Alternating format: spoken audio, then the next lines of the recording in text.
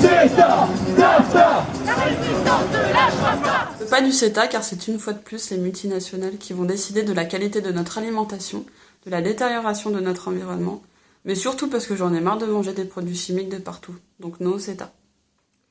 Rappelons-nous, il n'y a pas si longtemps, le Brexit. Et qu'est-ce qui nous avait promis, nos dirigeants européens, que l'Union européenne ne pourrait aller de l'avant qu'en s'appuyant sur ses citoyens.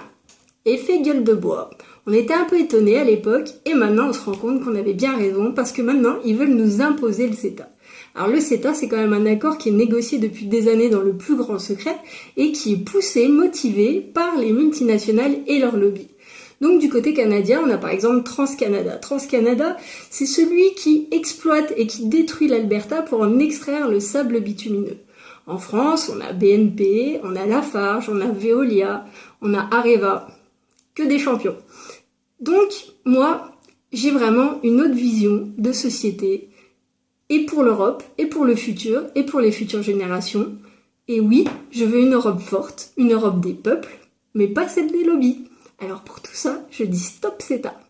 Je suis contre la CETA car je souhaite minimiser l'impact écologique de mes aliments et savoir ce qu'il y a dans mon assiette.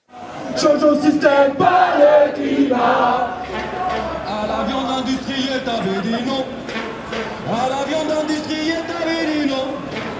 Mais avec TAFTA CETA, mais avec TAFTA CETA, mais avec TAFTA CETA, ça se passera. CETA, NAFTA. La résistance ne lâchera pas. CETA, NAFTA. Jusqu'au bout, on se battra.